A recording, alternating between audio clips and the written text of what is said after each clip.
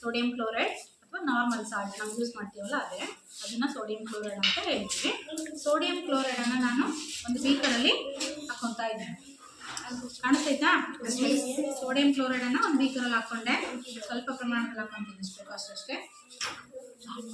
ಈಗ ಸೋಡಿಯಂ ಕ್ಲೋರೈಡಿಗೆ ಏನು ಮಾಡೋಣ ಅಂದರೆ, ಇದು ನೋಡ್ತಾ ಇದ್ದೀರಾ, ಸಲ್ಫ್ಯೂರಿಕ್ ಆಮ್ಲ. ಸಲ್ಫ್ಯೂರಿಕ್ ಆಮ್ಲದ ಒಂದು ರಾಸಾಯನಿಕ ಸೂತ್ರ H2SO4. ಆಯ್ತಾ? ಓಕೆ, ಈಗ ಸಲ್ಫ್ಯೂರಿಕ್ ಆಮ್ಲವನ್ನು ತುಂಬ ಕಾನ್ಸಂಟ್ರಿಕ್ ಅಂತ ಹೇಳ್ತೀವಿ. ಇದನ್ನ ಕಾನ್ಸಂಟ್ರಿಕ್ ಅಂದರೆ ತುಂಬ ಸ್ಟ್ರಾಂಗ್ ಇರುತ್ತೆ.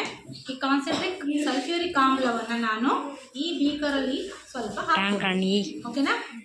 ಹಾಕ್ಬೇಕಾದ್ರೆ ತುಂಬ ಹುಷಾರಾಗಿ ಹಾಕಬೇಕು, ಏಕೆಂದರೆ ಇದು ಕಾನ್ಸಂಟ್ರಿಕ್ ಆಗಿರೋದ್ರಿಂದ ಕೈ ಸುಡೋ ಸಾಧ್ಯತೆ ಭಾಳ ಇರುತ್ತೆ. ಓಕೆ, ಈಗ ನೋಡ್ತಾ ಇದ್ದೀರಾ, ಏನು ನೋಡ್ತಾ ಇದ್ದೀರಾ?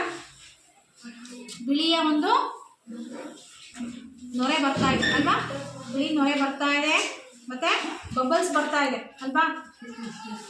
ಬಬಲ್ಸ್ ಬರ್ತಾ ಇದೆ, ಮತ್ತೆ ಏನಾಗ್ತೈತೆ, ಘಾಟು ವಾಸನೆ ಬರ್ತಾ ಇದೆಲ್ಲ ಮೂಗಿಗೆ, ಘಾಟು ವಾಸನೆ ಬರ್ತಾ ಇದೆ, ಮತ್ತೆ ಹೊಗೆನೂ ಕೂಡ ಬರ್ತಾ ಇದೆ ಅಲ್ವಾ? ಹತ್ರ ಒಂದು ಫೋಕಸ್ ಮಾಡಿ. ಘಾಟು ವಾಸನೆ ಬರ್ತಾ ಇದೆ, ಮತ್ತೆ ನೊರೆ ಬರ್ತಾ ಇದೆ. ಅಂದರೆ ಇಲ್ಲಿ ಹೈಡ್ರೋಕ್ಲೋರಿಕ್ ಆಮ್ಲ ಉತ್ಪತ್ತಿ ಆಗ್ತದೆ. ಗೊತ್ತಾಯ್ತಾ? ಓಕೆ, ಹೈಡ್ರೋಕ್ಲೋರಿಕ್ ಆಮ್ಲ ಉತ್ಪತ್ತಿ ಆಗುತ್ತೆ, ಆ್ಯಸಿಡ್ ಉತ್ಪತ್ತಿ ಆಗ್ತಾ ಇದೆ. ಗೊತ್ತಾಯ್ತಾ?